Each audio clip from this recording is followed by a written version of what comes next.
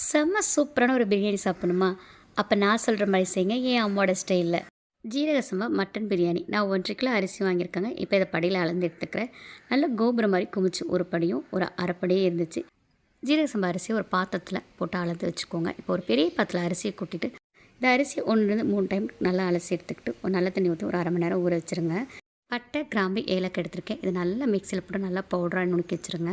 கொஞ்சம் அகலமாக இருக்கிற மாதிரி ஒரு பாத்திரம் வச்சுக்கலாம். அது 300 கிராம் கடலெண்ணெய், 1 டீஸ்பூன் நெய் போட்டுக்கிறேன். இன்னும் நல்லா காஞ்சிச்சு. பட்டை, ஏலக்காய், கிராம்பு, கொஞ்சம் வெங்காயம், புதினா, கொத்தமல்லி, பிரியாணி இலை போட்டு நல்லா வதக்கிக்கோங்க. இப்போ 3 பெரிய வெங்காயத்தினால நைஸாக அரிஞ்சு வச்சுருக்கேன். இதையும் போட்டு நல்லா வதக்கிக்கலாம். நம்ம கொஞ்சமாக பிரியாணி சாப்பிட்டாலும் நெஞ்சு கறிக்க ஆரம்பிச்சோம். அந்த மாதிரி இருக்காமல் இருக்கிறதுக்காக ஒரே ஒரு வெத்தலை இதில் கிள்ளி போட்டு நல்லா வதக்கிக்கோங்க. வெத்தலை வாசமே வராது. இப்போ சின்ன வெங்காயம் 1/4 கிலோ எடுத்திருக்கேன். அதையும் போட்டு நல்லா வதக்கிக்கோங்க.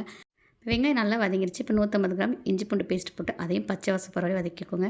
பட்டை, கிராம்பு, ஏலக்காய் நல்லா நைஸாக பவுடர் மாதிரி நுணுக்கி வச்சுட்டு அதில் ஒரு 3 ஸ்பூன் போட்டுக்க. இப்போ நீங்கள் பிரியாணி செய்யணும் நல்லா கெட்டி கொழுப்பாக வாங்கிட்டு நல்லா வெங்காய தக்காளி வதக்கிக்கோங்க. அப்போ தான் பிரியாணி நல்லாவே டேஸ்ட் கொடுக்கும். இப்போ நல்ல பெரிய தக்காளியை நல்லா பழுத்த தக்காளி 3 எடுத்துக்க. அது குட்டி குட்டியாக கட் பண்ணி போட்டு அதையே வதக்கிக்கலாம்.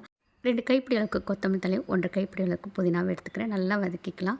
இப்போ 3 ஸ்பூன் மிளகாத்தூள் போட்டுக்கோங்க. இது தனி மிளகாத்தூள் தான். உங்களுக்கு காரம் வேணால் இன்னும் கொஞ்சம் கூட போட்டுக்கோங்க.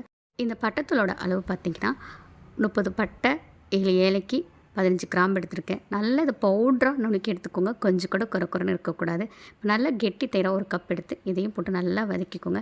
இப்போ நல்லா எண்ணெய் பிரிஞ்சதுக்கப்புறம் 2 லெமன் எடுத்திருக்கேன். அது நல்லா ஜூஸ் புழிஞ்சு ஊற்றிக்கலாம். நீங்கள் எப்போவுமே பிரியாணி செய்யும்போது எல்லா பொருளும் நல்லா வதங்கி இந்த மாதிரி எண்ணெய் பிரியணுங்க. அந்தளவுக்கு வதக்கி எடுத்துக்கணும். அப்போ தான் நல்லா டேஸ்ட் கொடுக்கும். 1.5 கிலோ அரிசிக்கு நான் 1.25 கிலோ கறி எடுத்துருக்காங்க. அப்போ தான் பிரியாணி ரொம்பவே சூப்பராக டேஸ்ட்டாக இருக்கும். குக்கரில் ஒரு 3 சவுண்டு வச்சு மட்டன் எடுத்துக்கிட்டேங்க. ரொம்ப சவுண்டு விடலை. ஏன்னா இந்த மசாலா போட்டு கறியை பெரட்டும் போது இந்த மசாலாவும் உள்ளே சார்ந்து கறி நல்லா வெந்துடும். கொஞ்சமாக உப்பு போட்டு நல்லா பெரட்டி விட்டுக்கோங்க.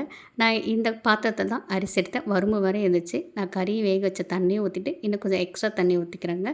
எப்பவும் போல தான் 1 டம்ளர் அரிசி எடுத்தோம்னா 2 டம்ளர் தண்ணி அதே கணக்கில் தான் நானும் ஊற்றிருக்கேன். இப்போ இதை மூடி போட்டு மூடி வச்சுருங்க. தண்ணி நல்லா தளபுலன்னு கொதிக்குது. இப்போ அரிசி போட்டுடலாம். அரிசியில் கொஞ்சம் கூட தண்ணி இருக்கக்கூடாதுங்க. நல்லா வடிகட்டி போட்டுருங்க. இப்போ இந்த பிரியாணிக்கு தேவையான அளவு உப்பு போட்டுடலாம். நான் என் கையில் பிடி போட்டு இன்னும் கொஞ்சம் போடுறேங்க. இது கரெக்டாக இருக்கும். நீங்கள் டேஸ்ட்டுக்கு ஏற்ற மாதிரி போட்டுக்கோங்க. இப்போ இதை நல்லா கலந்துட்டு ஒரு மூடி போட்டு ஆவி வெளியே போகாத அளவுக்கு மூடி வச்சுருங்க. இடையில அப்பப்போ கிண்டி விட்டுக்கோங்க. இப்போ கேஸ் ஆஃப் பண்ணிடலாங்க. இப்போ நம்ம தம் போகிற ஸ்டேஜுக்கு வந்துருச்சு. பிரியாணியில் நறுக்கரிசி உலகாமல் வெந்தும் வேகாமல் இருக்கும். இந்த ஸ்டேஜில் நம்ம தம் போட்டுக்கலாங்க. இப்போ நெய் ஒரு 2-3 ஸ்பூன் ஊற்றிக்கிட்டு ரம்ப இலை போட்டுக்கோங்க. கொஞ்சம் புதினா இலை, பிரியாணி இலை போட்டுக்கலாம். எனக்கு தம் போடும்போது இந்த வெந்து வேகாத அரிசி சாப்பிட ரொம்பவே பிடிக்குங்க. அதனால் கொஞ்சம் சாதம் எடுத்து வச்சுக்கிட்டேன். நல்லா அடியிலேருந்து கலந்து விட்டுட்டு ஒரு வாழை இலையை அப்படியே மேலே போட்டுருங்க. இப்போ 2-3 தொட்டாங்கச்சியில் நெருப்பு நல்லா மூட்டிட்டு இந்த வாழை இலை மேலே இந்த தொட்டாங்கச்சியை வச்சுருங்க. நெருப்பு மட்டும் அமைச்சிட்டு இந்த தொட்டாங்கச்சி நல்லா கனன்னு இருக்குங்க.